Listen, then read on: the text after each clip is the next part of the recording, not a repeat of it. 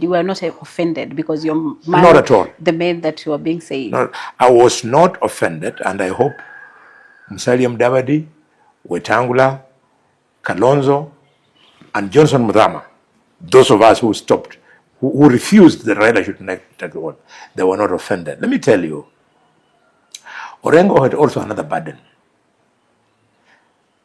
Being the politician that he is, he has ambitions of succeeding Baba, not just in the community, but in the nation. And indeed, James Orengo would make a great president.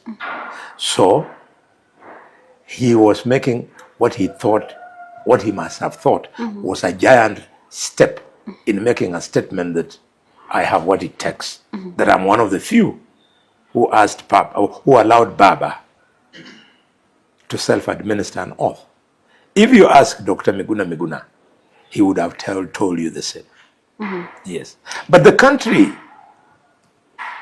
as George Saitoti said, a time comes when the country is bigger than an individual.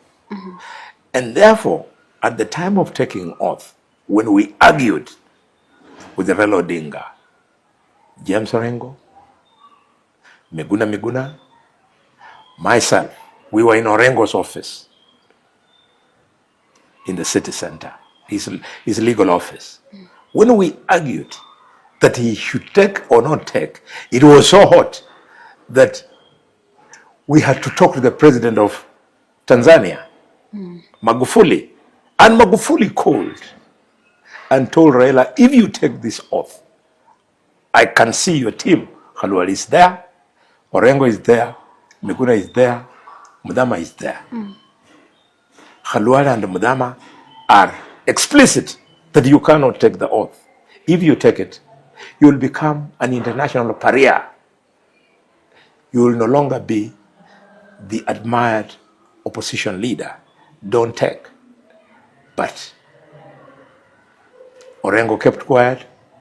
Miguna urged him on, and it came to pass. End result, nothing. I know currently you're not in the opposition, and as you say, you have not been very close with Raila Odinga, especially because it's like you've been drifting apart when it comes to matters politics. A lot of people actually have been saying that Raila Odinga has been the glue that has been putting together all these people in terms of, the opposition, but also ODM. Do you think that his death marks the end of ODM? I would love ODM to remain strong. I would love ODM to outlive the lifetime of Raila Odinga. However, history teaches me otherwise.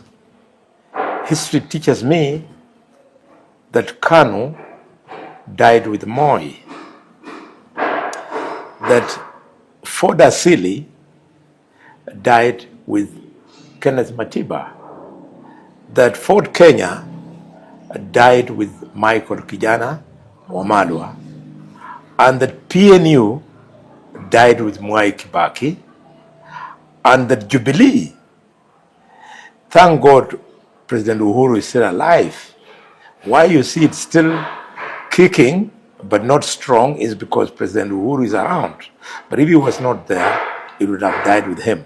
So the history of this country, unfortunately, we can't pretend that we are in the US, where you have got a strong Democratic Party and Republican Party.